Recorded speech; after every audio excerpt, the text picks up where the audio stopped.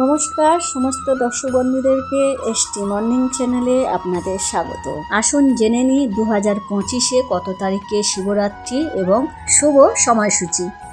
মান্যতা আছে এই মহাশিবরাত্রির দিন বাবা ভোলেনাথের সাধনা করলে ভোলেনাথের অসীম কৃপা পাওয়া যায়। হিন্দু সনাতন ধর্ম অনুসারে বহু ব্রত পালন করা হয়, কিন্তু মহাশিবরাত্রির ব্রত এটি একটি গুরুত্বপূর্ণ উৎসব। কথায় বলে সব ব্রত বারবার, শিবরাত্রি একবার। এই মহাশিবরাত্রির ব্রত পূজা নিয়মবিধি মেনে ভক্তি সহকারে আমরা যদি পূজা করতে পারি, তাহলে বাবা ভোলেনাথের অসীম কৃপা আমরা পেতে পারি। আমরা প্রত্যেকেই জানি আমাদের এই মানব জীবনটা অত সহজ নয়। মানুষ কোনো না কোনো সমস্যার মধ্যে দিন কাটায়। আমাদের প্রত্যেকের জীবনে কম বেশি দুঃখ কষ্ট রয়েছে। হিন্দু সনাতন ধর্মে প্রত্যেকটি মানুষ নিজের স্বামীর মঙ্গল কামনার জন্যে শিবরাত্রির ব্রত পালন করে থাকেন। নিষ্ঠা ও ভক্তি সহ বিশ্বাস রেখে বাবা ভোলেনাথের ব্রত করে দেখুন, আপনি কোনো না কোনো ফল অবশ্যই পাবেন। এবার জেনে নেব 2025-এ মহাশিবরাত্রির ব্রত কত তারিখে ও তার শুভ সময়সূচি। অনুরোধ, ভিডিওটি পুরো দেখার চেষ্টা করবেন।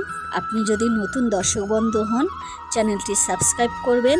এই চ্যানেলের মাধ্যমে 2025 ও 26-এর প্রত্যেকটা পুজোর ভিডিও, স্বপ্ন বিচার, শ্রীকৃষ্ণর মধুর বাণী এই চ্যানেলের মাধ্যমে দেখতে পাবেন।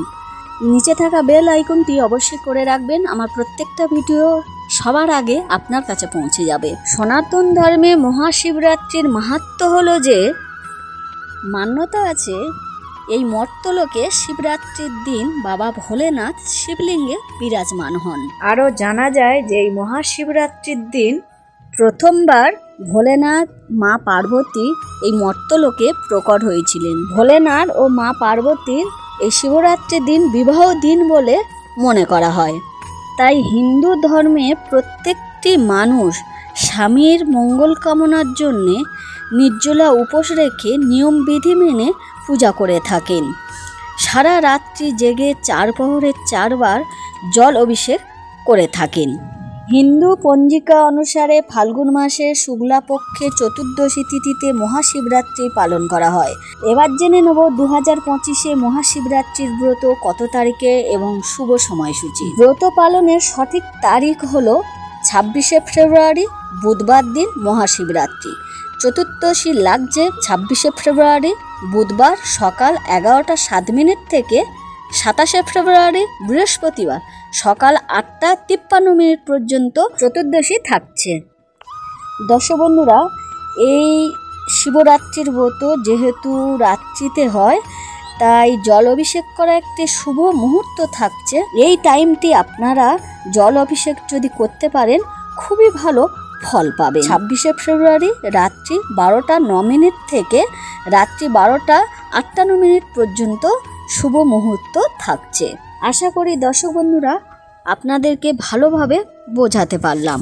আরও যদি কিছু জানার থাকে কমেন্ট বক্সে অবশ্যই লিখে পাঠাবেন, আপনাদের প্রশ্নের উত্তর দেওয়ার চেষ্টা করব। এবার জেনে নেব পূজাতে কি কি লাগছে এবং নিয়মবিধি। আগের দিন নিরামিষ খাবেন। 26শে ফেব্রুয়ারি অবশ্যই নির্জলা উপোস রাখবেন। যে সমস্ত দর্শক বন্ধুরা অসুস্থতার কারণে নির্জলা উপবাস করতে পারছেন না, সেই সব বন্ধুদের জন্য বলবো জল ও ফল মিষ্টি খেয়ে আপনারা ব্রত পালন করতে পারেন। বা আপনারা যদি মনে করেন আপনাদের মাতা পিতা বা গুরুদেবের কাছ থেকে উপদেশ নিতে পারেন। এবার জেনে নেব দর্শক বন্ধুরা পূজাতে কি কি লাগছে। আমি কয়েকটি জিনিসের নাম বলবো, যদিও দর্শক বন্ধুরা আপনারা আপনাদের সামর্থ্য অনুযায়ী যতটুকু জোগাড় করতে পারবেন বাবা ভোলেনাথকে চড়াবেন, তাতেই বাবা ভোলেনাথ সন্তুষ্ট হবে। এমনি বাবা ভোলেনাথ অল্পতেই সন্তুষ্ট। প্রত্যেকের জ্বালা ও কষ্ট দূর করার জন্যে বাবা ভোলেনাথ সমুদ্র মন্থনের সময় বিষ পান করেছিলেন। তাই মনে করা হয় ভক্তের খুশিতে ভগবান ভোলেনাথ খুশি। দর্শক বন্ধুরা, বাবা ভোলেনাথ যখন আমাদের দুঃখ কষ্ট নিবারণ করতে পারে, আমাদের জন্য বিষ পান করতে পারে, তাহলে আমাদেরও কর্তব্য একদিনের জন্য একটু কষ্ট তো আমরা সবাই করতেই পারি। আমরা প্রত্যেকে হিন্দু সনাতন ধর্ম থেকে জেনে নেব যে বাবা ভোলেনাথের কি কি প্রিয় এবং কিসে বাবা ভোলেনাথ সন্তুষ্ট হন। আমাদের সামর্থ্য অনুযায়ী আমরা চেষ্টা করব সেইগুলি জোগাড় করে নিয়ম বিধি মেনে পূজা করা। আসুন দর্শক বন্ধুরা, এবার জেনে নিই পূজাতে কি কি লাগছে। বেলপত্র, ধুতরা ফুল, আকন্দ ফুল, নীল বা সাদা ফুল, বাতাসা, ঘি, দূর্বা, গঙ্গা জল বা ডাবের জল, দই, দুধ, পঞ্চফল ও পঞ্চমিষ্টি রাখতে পারেন। দর্শক বন্ধুরা, এই পুজোর একটি নিয়ম আছে যে আপনি যদি উপোস করে থাকেন নিয়মবিধি মেনে, তাহলে অবশ্যই ব্রাহ্মণ ও গরিব দুঃখীকে ভোজন করাতে ভুলবেন না। দর্শক বন্ধুরা, আপনারা ব্রত সম্পূর্ণ করার জন্যে আপনারা আপনাদের সামর্থ্য অনুযায়ী কিছু গোটা ফল, যেমন 3টি, 5টি, 7টি, 11টি ফল আপনারা গরিব দুঃখী বা ব্রাহ্মণকে গোটা ফল দান করতে পারেন। দর্শক বন্ধুরা, শ্রীকৃষ্ণ বলেছেন, দানের মতন পুণ্য ফল আর কিছু নেই। যতটুকু দান করবেন তার ডবল আপনারা ফেরত পাবেন।